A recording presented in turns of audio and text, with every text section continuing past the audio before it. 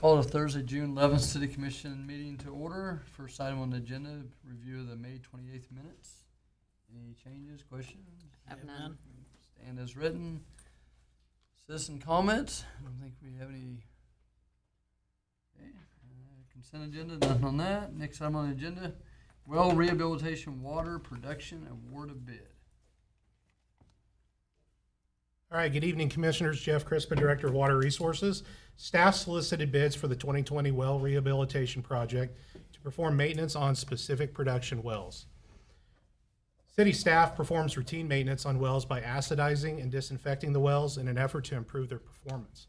When our maintenance efforts can no longer improve the performance of the well, professional rehabilitation becomes necessary.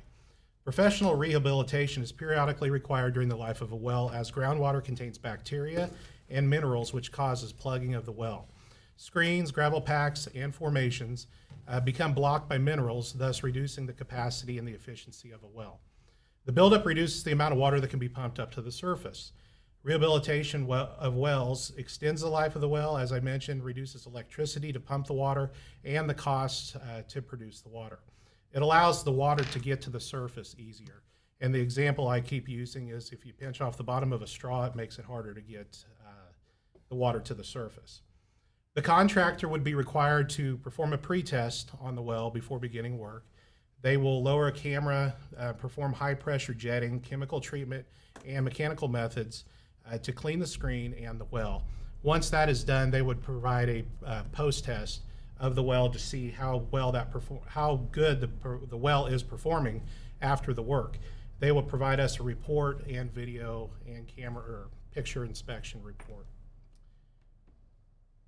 So this is a list of the Smoky and City wells with the dates that they were put into service and the last time that we have performed any professional rehabilitation on those wells. Prior to 2019, the project from last year, wells were rehabilitated back in 2001 and 2002. For our records, we went back to the year 2000, and just kind of took a look at the last 20 years of our well rehab. In 2019, we began a process to create a baseline of all of our production wells. In speaking with contractors, wells should be professionally rehabilitated within 5 to 10 years, and that is depending on the amount of water that's being pumped, the usage of that well, and then the quality of the water and the formations underground for that well.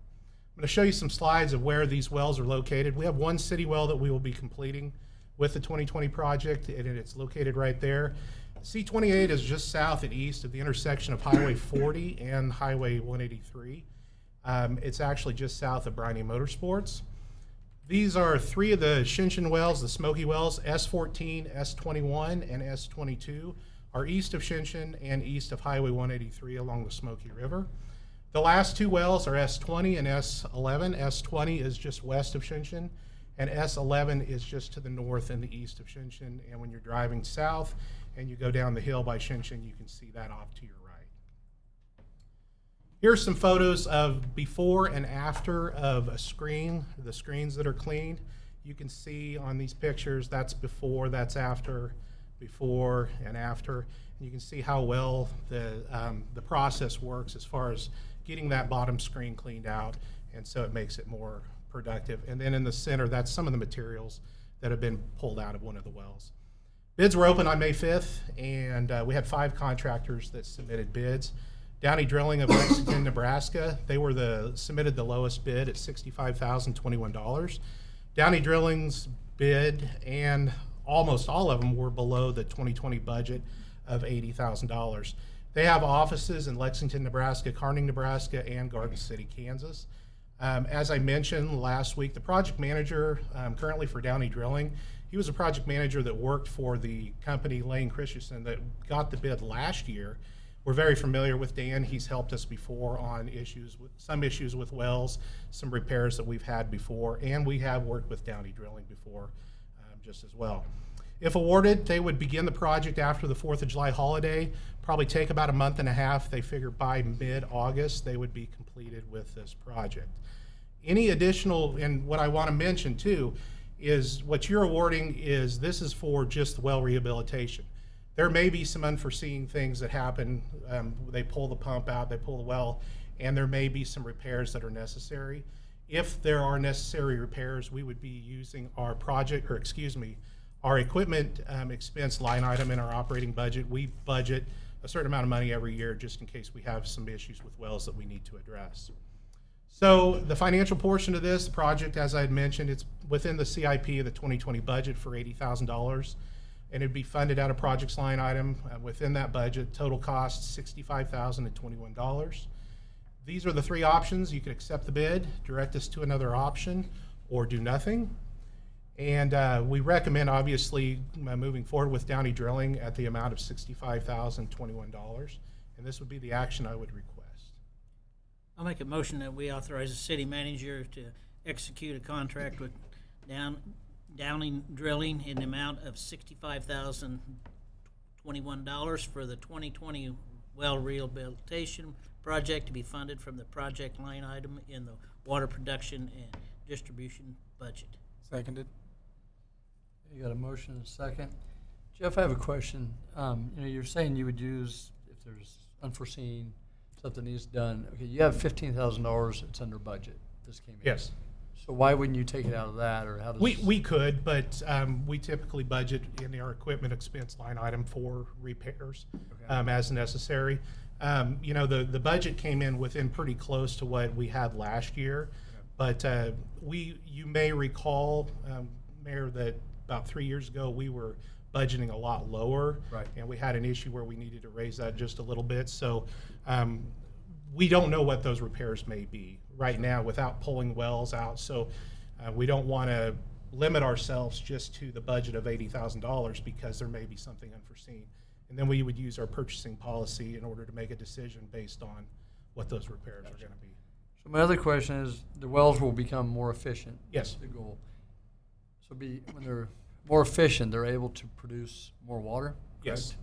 Yes, they can produce more water, less electricity to run it, more efficient, better quality water too.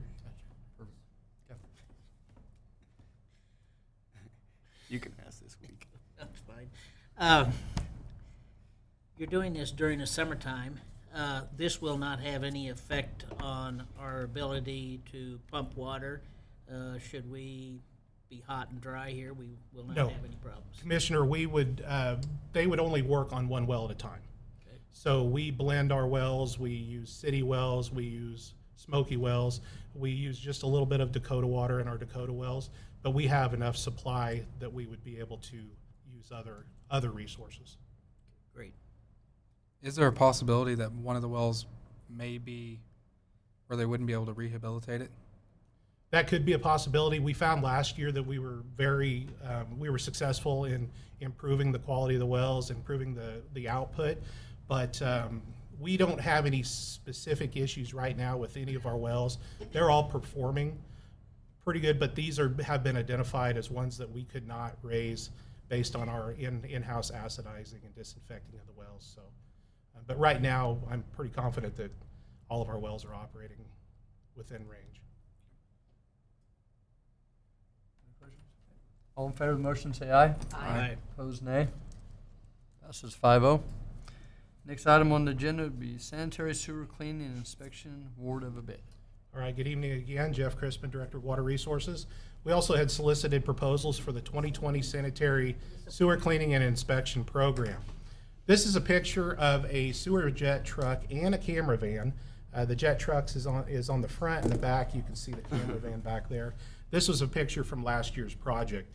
The vac truck, as well as back up here, problems that can be caused by lack of sewer line cleaning include sewer backups, manhole overflows, public exposure to raw sewage, and regulatory fines.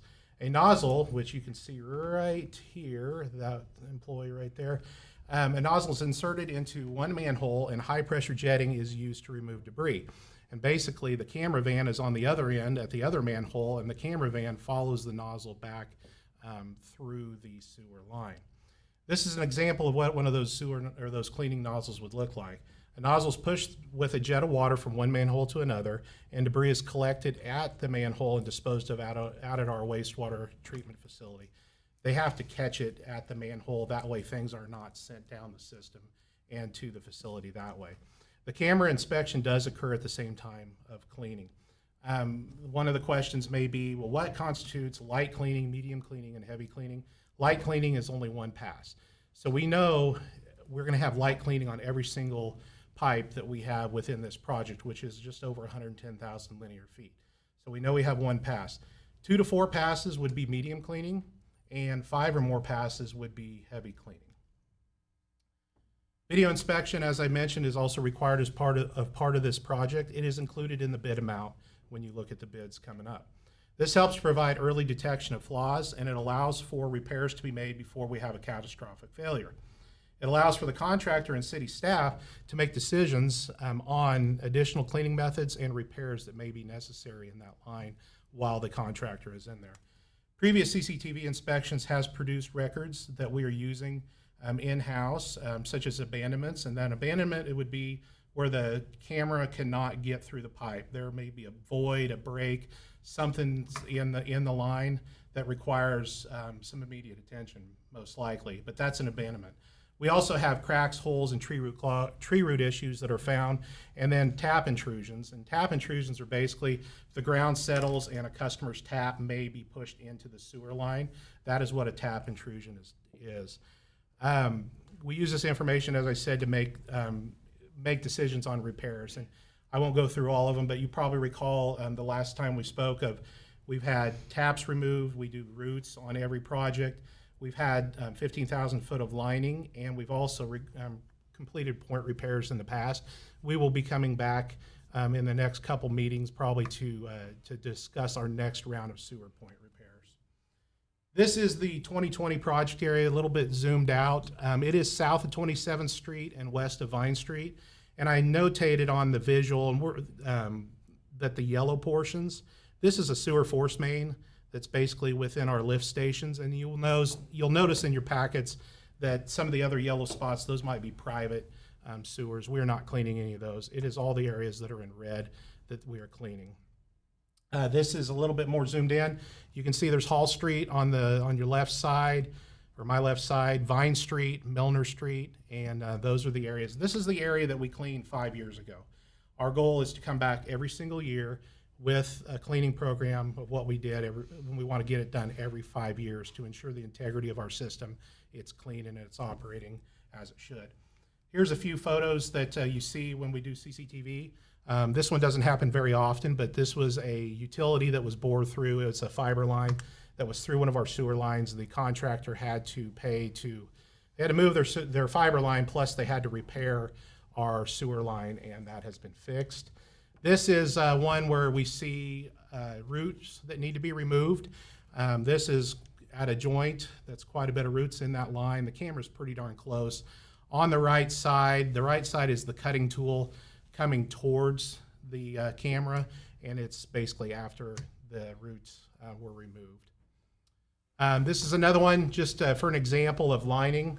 Lining is where they could go in, and we just did a pretty huge project of 15,000 linear feet. They can go in and they repair the line, and they can repair voids and breaks within that line.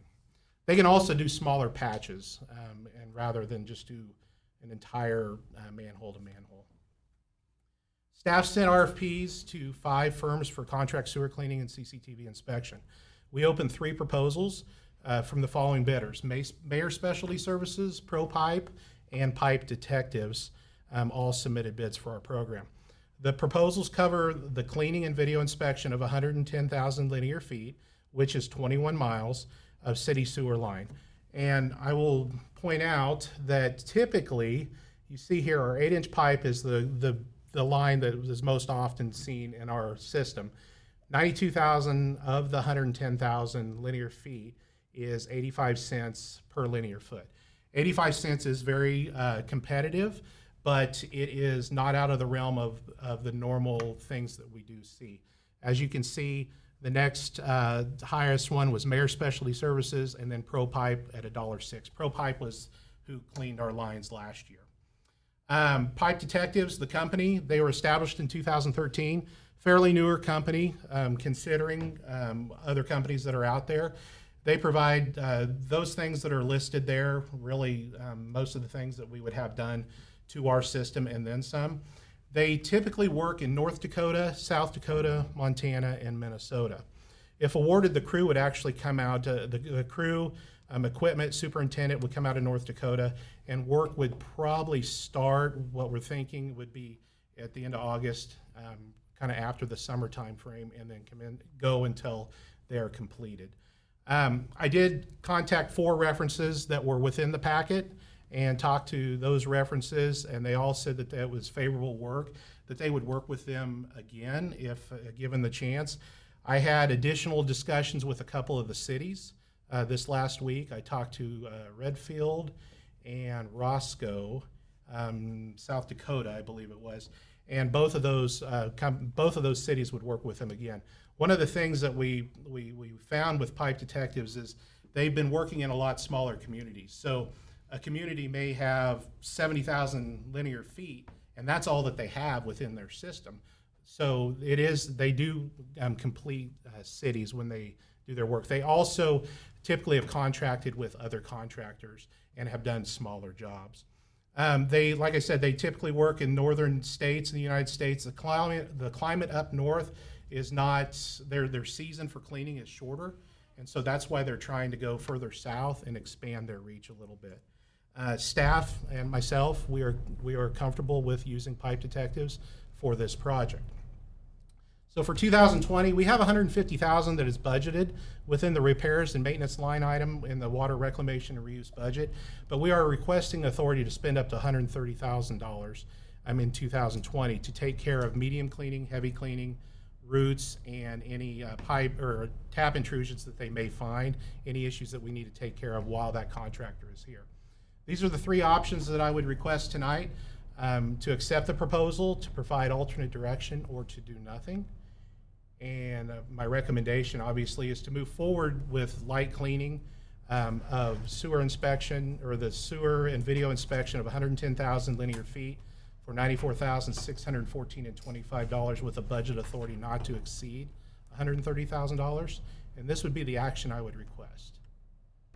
I move we authorize the city manager to enter into a contract with Pipe Detectives to perform light cleaning and video inspection of 110,547 linear feet of sanitary sewer at the price of $94,614.25, with a budget authority not to exceed $130,000 to be funded from the repairs and maintenance line item in the water reclamation and reuse budget. A second. Got a motion and a second. Questions? Jeff, I don't know if I asked you this last week. If I didn't, I apologize. Last year we did the same thing, not the same thing. In the budget process, you had so many dollars to spend and you requested X number of dollars.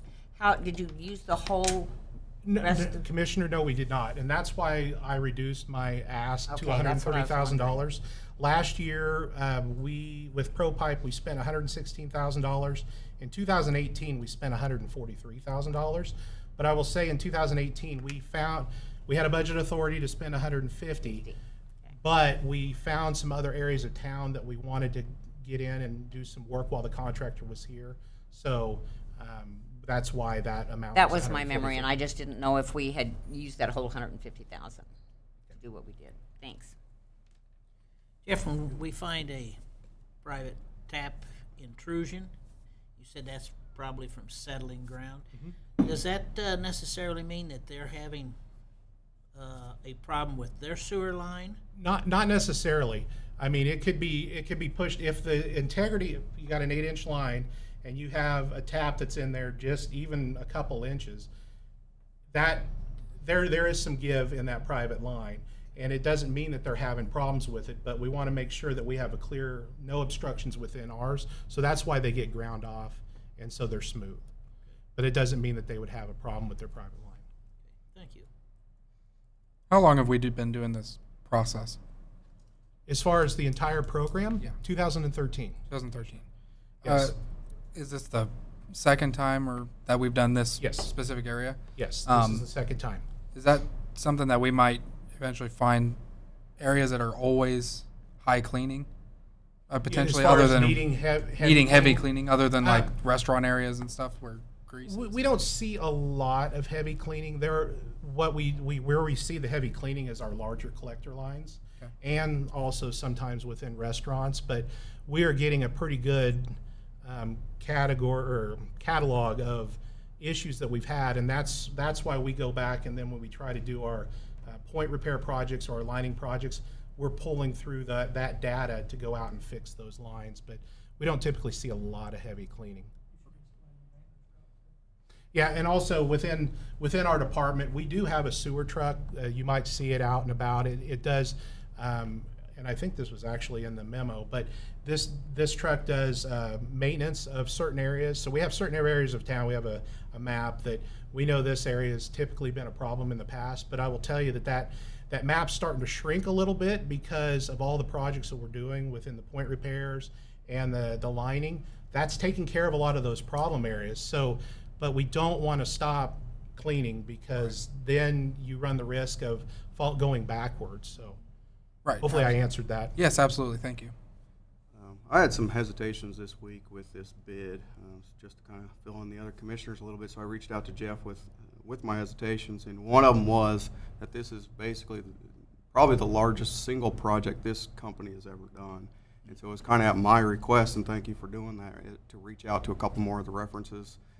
Redfield was, from that chart I was looking at, that was their other large project of 60-some thousand. So it 88,000. Okay. So that was at my request in some ways, to reach out and just make sure that they could handle this size of a project.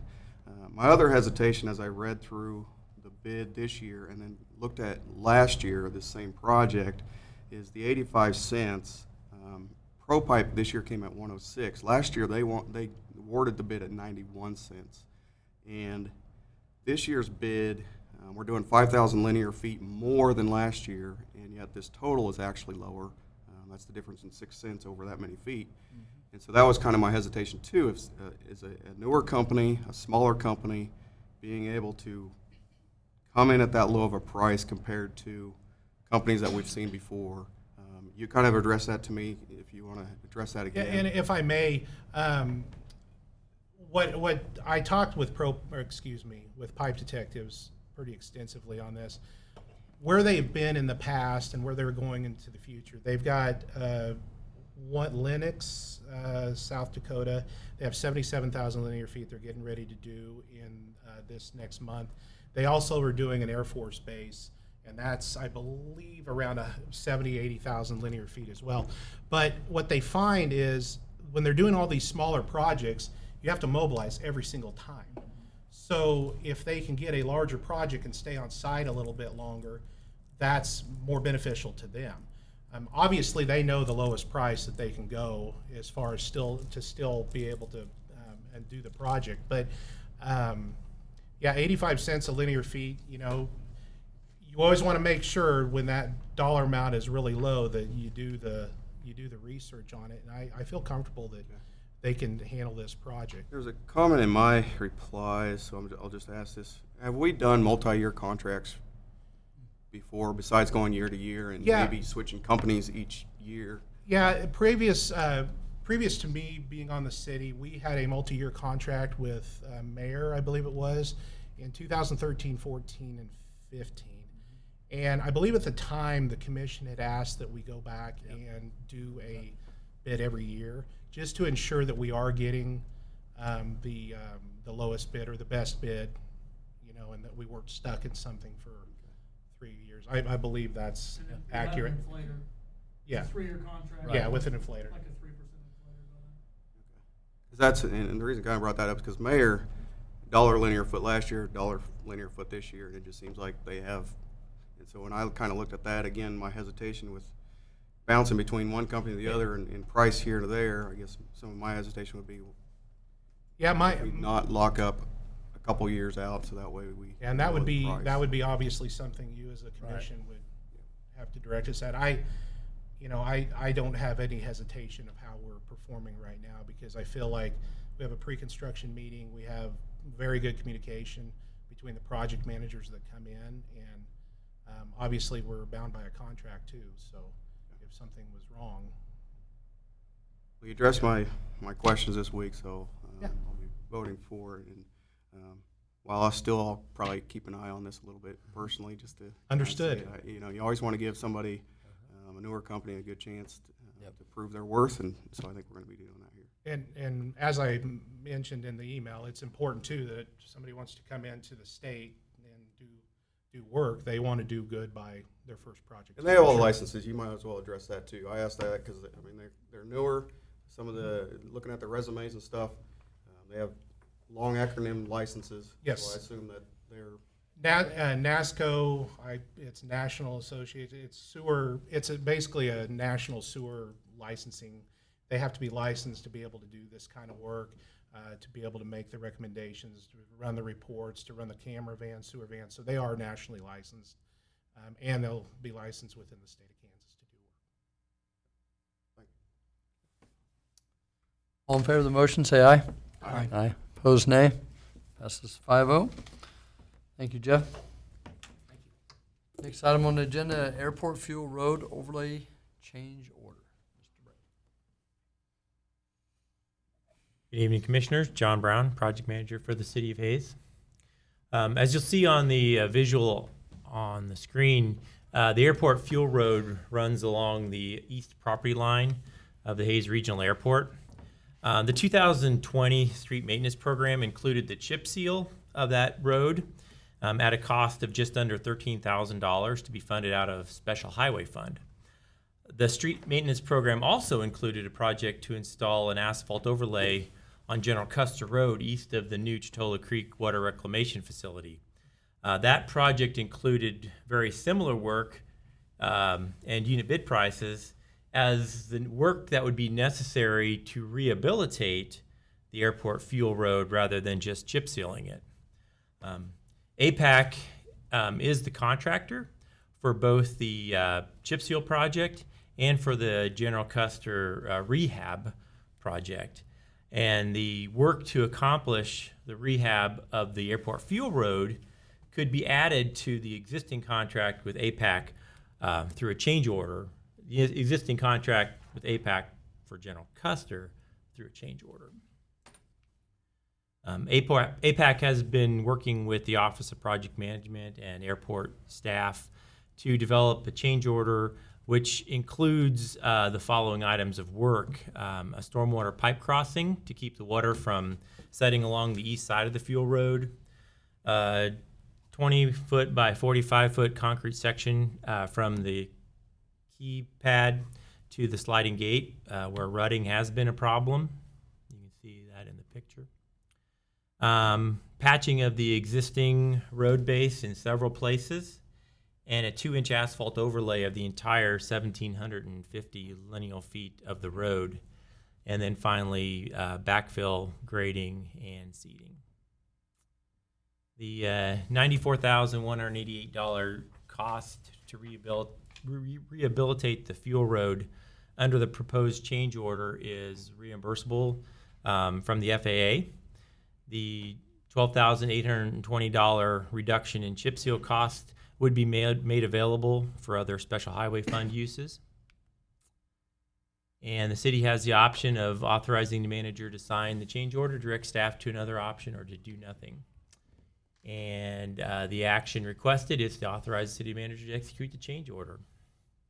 I'll move to authorize the city manager to execute the change order in the amount of $94,188.48. Seconded. Got a motion and a second. Comments? Got a question, John. It came from Mr. Crispin because last week nobody asked any questions. He gets his feelings hurt. What kind of impact is this going to be on the people using their hangars, UPS, all of them getting in and out during this construction? Right, and the airport manager can correct me if I'm wrong, but they can come in the other gate. There's basically 2 gates, so all the traffic will be routed through the other gate while the work on this road is being done. That make you understand that, Jeff? Try harder. Simple Thank you, question John. for clarification. It's reimbursable, so we're paying for it out of our bank account and then being compensated back once it's completed, or? Correct. Once we submit the proof of payment to get reimbursement back from the FAA. All in favor of the motion, say aye. Aye. Opposed, nay. Passes 5-0. Thank you, John. Next item on the agenda, airport apron and runway marking project, award a bid. Good evening, Commissioners. Jamie Salter, Director of Hayes Regional Airport. Bids were received for the rehabilitation of the apron and runway marking project at the Hayes Regional Airport. The bid was presented as 2 base bids plus 2 alternates. The apron was constructed in the early 1990s, and its primary use is aircraft parking, which on here, if I can get this to come up here, Jeff is the expert at this, so let's see here. There we go. This is the apron here, large concrete area, and then you have all of your hangars back in here, and then the taxi lanes running east and west there. Since constructed, only minimal maintenance has been performed to the apron. There are areas of concrete failure, which you can see there on the right, where repair is necessary. This area produces debris that can damage aircraft or become projectiles, creating a safety hazard as aircraft taxi through. Water also ponds around the buildings there and flows back east through those taxi lanes. The rehabilitation will include drainage improvements that will collect the storm water that currently drains east and divert it south away from buildings and taxi lanes. Base bid 1 includes isolated concrete panel removal and replacement, as well as installation of a trench drain, joint sealing, and painting as necessary, and is eligible for 100% funding through the FAA.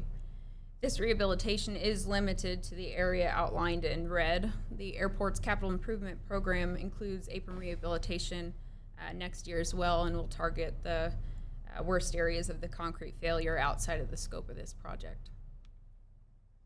Base bid 2 includes replacement of various pavement markings on taxiway M that are currently non-standard due to a recent regulatory change. These markings are shown on the left here and are some of the most critical markings on the airfield, as they alert both pilots and drivers that they are approaching a runway. Alternate 1, which 1 and 2 are both shown on the right there, includes pavement markings on taxiway connector M1. Alternate 2 includes the main runway 1634 markings. Some of these markings are at least 10 years old and have been repainted every year since. As you can see here, these have become deteriorated. Removal and replacement is necessary to reduce FOD or foreign object debris that can be hazardous to airport operations and to ensure the safety of the airfield at night or in periods of reduced visibility. Majority of the damage to the pavement markings occurs during winter operations, and staff has modified both procedures and equipment to address that and hopefully increase the life expectancy of the airfield pavement markings. All of these are eligible as well for 100% funding through the FAA. This map outlines the various areas. The ones in green there are the non-standard markings that are required to be removed and replaced. Alternate 1, which would be your taxiway connector M1, is in red, and then the blue is the main runway markings. Commission previously authorized staff to enter an agreement with Burns & McDonnell for design and engineering services. Bids from 3 contractors were open on May 12, 2020. The low bid was from Votes Parga Construction of Newt, Kansas, with a total price of just over $1 million. The low bid is above the engineer's estimate of $935,000 and was primarily due to the cost of concrete arch pipe, averaged at roughly $110,000 for each bidder. The FAA has determined the low bid is valid and reasonable. Votes Parga Construction has completed past projects for the city to include the reconstruction of 43rd and 45th Streets adjacent to Walmart last year. Total cost of this project is just over $1.4 million. Traditional AIP projects are funded at 90% through the FAA and then 10% cost share required of the city. As part of the Coronavirus Aid, Relief, and Economic Security, or CARES Act, this project will be funded at 100% with no city share required. The contractors allowed 65 calendar days to complete the apron rehabilitation and 34 calendar days to complete the pavement marking removal and replacement. Construction will have no impact on commercial air service and is phased to minimize the impact on other airport operations. Last week, Commissioner Mellick asked if fuel sales would be impacted by the project. Runway access will be available during fueling hours, so there will be no impact felt on fuel sales. Staff has notified airport tenants to ensure they are aware of this project and can plan appropriately if necessary. Commission has the following options. Accept the low bid for base bid 1 and 2, plus alternates 1 and 2 contingent upon FAA grant approval, and authorize the city manager to execute the FAA grant agreement when offered. Provide staff with alternate direction or reject all bids. And this is the action I request. I move we accept the bid for base bids 1 and 2, plus alternates 1 and 2 from Volkswagen Construction in the amount of $1,031,019.10 to rehabilitate the North Terminal Apron and to remove and replace various pavement markings at the Hayes Regional Airport, contingent upon the FAA awarding of a grant for federal funding, and authorize the city manager to carry out this project, including the execution of the FAA grant agreement when offered. Second. A motion and a second. When this project's completed, does the FAA send out an inspector making sure that it's done appropriate for We have reimbursement? we have an inspector that comes out annually that does the safety inspection for the FAA, and then the construction services will take care of the inspection from the engineering firm as well. to make sure? And it's- is required of. Okay. Yes. Jamie, Go ahead. No, go ahead, Ron. Jamie, after these bids were opened, and I'm sure our engineer and you went over the bids, you found out that this 24-inch arch pipe was $85 is what our engineer had figured off of, and it came in at $163 basically for all three of the bidders. How come does our engineer have anything to say about that being that far off? I spoke with them. They had actually used a more stock price material for their estimate. And the concrete arch pipe is actually a specialty item that's made to order. So that is where the difference came in. And I did speak with them actually today and let them know that we expect a greater attention to detail in the future. Also, as I pointed out, the FAA has determined this is valid just because we had 3 bidders, and they all are in the same vicinity as far as that concrete arch pipe pricing. And you said they were figured a stock They pipe? figured a stock price, actually elliptical. And that wouldn't be set in the specs on this? They didn't spec that and call for that?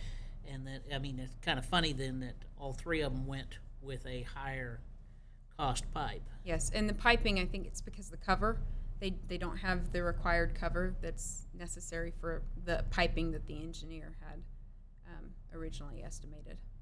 Okay. It's the limitations, basically, of the area. Okay, thank you. Jamie, I have just kind of a sidebar question. You commented that the commercial flights would not be affected by any of this. Was at a meeting this week that it was shared that we're going to have an increase in flights again. We'll have 2 per day going to Denver. When does that start? When do the new flights start? And when does this start? And will that have any impact because we have more flights? No, the contract documents actually state that they have to check the flight schedule, but when this had began, we actually had the same flight schedule roughly like what we had, so it will go back, and that will start July 6th. That's the new flight schedule. Very good. Thank you. Yep. All in favor of the motion, say aye. Aye. Opposed, nay. Passes 5-0. Next item on the agenda, airport apron and runway marking project construction engineering agreement. The previous agenda item addressed bids received for the apron rehabilitation and runway marking project at the Hayes Regional Airport. As part of this project, inspection and observation of the construction needs to be accomplished according to FAA guidelines to satisfy the terms of the grant funding and to assure proper adherence to the plans and quality construction. City's airport engineering consultant Burns & McDonnell developed a scope of services and fees as outlined to accomplish the required construction oversight and project documentation. The cost for these services is just over $200,000 and is eligible for 100% funding through the FAA. As a reminder, the total cost of this project is just over $1.4 million. Commission has the following options. Approve work authorization number 4 from Burns & McDonnell for base bid 1, base bid 2, and alternates 1 and 2 for engineering services. Provide staff with alternate direction or reject the project. And this is the action I request. I'll make a motion that we authorize the city manager to execute work authorization Number 4 with Burns and McDonald for base bid 1 and 2 and alternates 1 and 2 in the amount of $201,855 contingent upon the FAA awarding a grant for federal funding. Commissioner, it's 885, you said 58. 58, excuse me, Kim. I'll amend that to $201,885 contingent. Thank you, Commissioner. Thank you for pointing that out. That'd come out of Kim's pockets. My mistake would come out of his pocket. I'll second. Got a motion and a second. All in favor of the motion, say aye. Aye. Opposed, nay. Passes 5-0. Next item on the agenda, runway 4-22 lighting rehabilitation and award a bid. Bids were received for the rehabilitation of the runway 422 lighting at the Hayes Regional Airport. The crosswind runway was completed in 2003. It included a direct bury wiring for the runway edge lighting. Direct burial systems have a useful service life of about 10 to 12 years. This year marks 17 years since installation. Although there have not been any major problems with the current system, each year deferred increases the likelihood of significant issues. This rehabilitation project would include placing the wiring in a can and conduit system with an average useful service life of about 20 years, although many last much longer. The project includes the runway lighting, navigational aids, signage, and vault and regulators, all for runway 422. All lighting will be upgraded to LED, which will reduce maintenance and energy costs. Maintenance of the new system is much more efficient as new wire can be pulled instead of trenching to find problems associated with the direct bury system. The Commission previously authorized staff to enter an agreement with Burns & McDonald for design and engineering services. Bids from 4 contractors were open on May 12, 2020. The low bid was from L&S Electric of Salina, Kansas, with a total price of just over $690,000, which is below the engineer's estimate of $809,000. L&S Electric has completed past projects at the Hayes Regional Airport under the FAA Airport Improvement Program to include installation of the taxiway M lighting and the runway 1634. Total cost of this project is just over $1 million. The FAA Airport Improvement Program traditionally funds projects at 90% through the FAA, with a local city match of 10% required. As combination of the Airport Improvement Program and CARES Act funding, this project will be funded at 100% through the FAA with no city share required. The contractors allowed 65 calendar days to complete this project. Construction will have no impact on commercial air service and is phased to minimize the impact on other airport operations. Construction is planned to begin in the spring of 2021 in order to avoid conflicts with the previously discussed apron and runway marking project. The Commission has the following options. Accept the low bid contingent upon FAA grant approval and authorize the city manager to execute the FAA grant agreement when offered, provide staff with alternate direction, or reject all bids. And this is the action I request.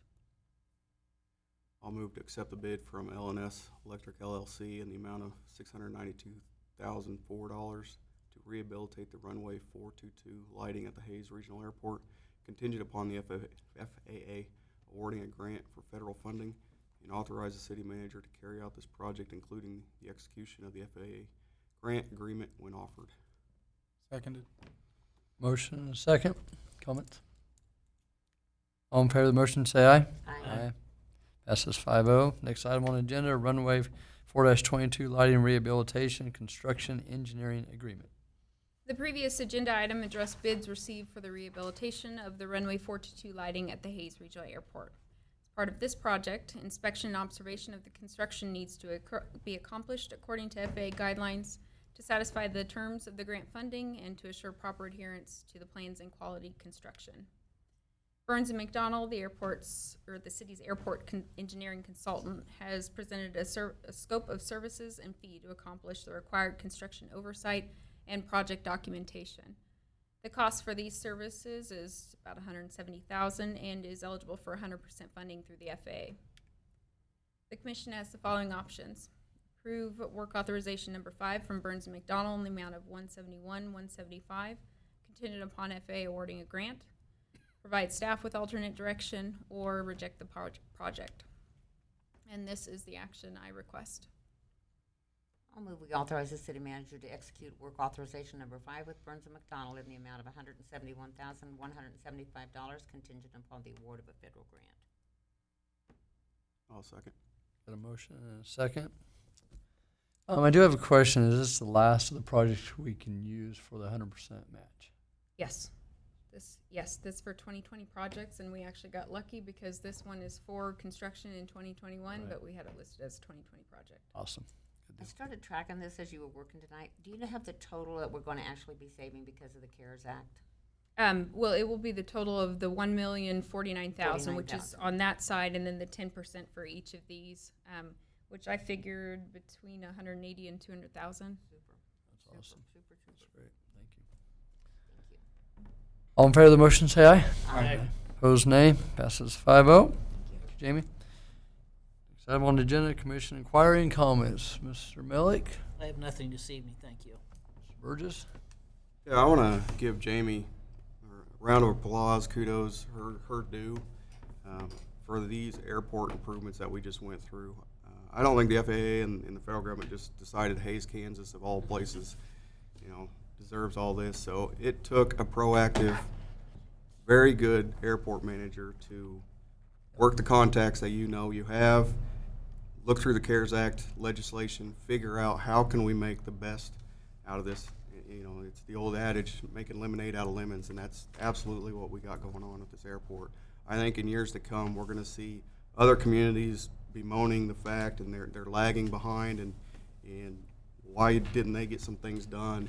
Because of, again, your proactive ability to go out and get this. I think Hayes is going to stand up and say, there's a headache during the pandemic and the economic downturns and those kind of things, but we're coming out shining out of this. I really, truly believe that with these improvements. So, again, thank you for your efforts and hard work of getting these things to us. I would agree. Commissioner Ritter. I have nothing this evening. Jacobs. I had a couple things, and I don't know if staff even has heard anything about this, but the pool opened June 6th. Municipal pool. Have we heard anything about attendance? Has anybody? I was going to drive by a couple times, and it's been a little cooler, and haven't got. Why are you grinning, Toby? Because I have to address the microphone. We will get you something for next week. I'll have Boyle get a preliminary report for the first couple weeks of the season. I would really appreciate that. I just want to see if they're gonna jump back in to use of the pool like they would in any other year. The other thing I'd like to ask is that we extend an invitation to Representative Barb Wassinger and Representative Senator Rick Billinger to come and present before the commission about the last end of the year because Sine Die's done, and I think they could talk about it. Specifically on the 2020 legislative Yep. session? Yes, we will do that. Thank you. I just want to piggyback on Mr. Burgess. I got an airport tour not too long ago from you, and that was my second tour. And you were telling me things that my mind was just spinning because I have no clue about an airport. But just the passion she has and, how much you care and why we're doing this. It was very thorough that I think anybody in our community, if they see it, they're like, wow, didn't realize what it takes to run an airport. And, as you were telling me, the commercial, if I understood this right, is very important. But we have so much other than the commercial that's actually a bigger deal for you out there. So we've got a lot of good stuff going on, and like you said, that's kudos to you. I appreciate everything you're doing, so thank you. I'd like to, and this is kind of coming from the city here, thank you Nex-Tech as our doors were closed for broadcasting all of our work sessions. None of us want the doors to be closed, but it's what we had to do. It was the right thing to do. And then, Audrey, I guess Royals wasn't able to be here tonight, but just great job. I mean, she was here all the time, and I can't imagine that's something that she was thrilled about doing every week, just jumping through hoops to make it flawless. And, we know there's hundreds of thousands of people watching us every week, and she did a great job handling all that stuff. And just thank Aubrey for going above and beyond, especially helping broadcasting the North Vine pre-construction meetings. And like I said, I know that's her job, but just making it very flawless and, making everything we were going through just, along with city staff, just making everything happen. And, we're welcoming people back to our meetings anytime, but just for her to go above and beyond what she did, we really appreciate it. So we are adjourned.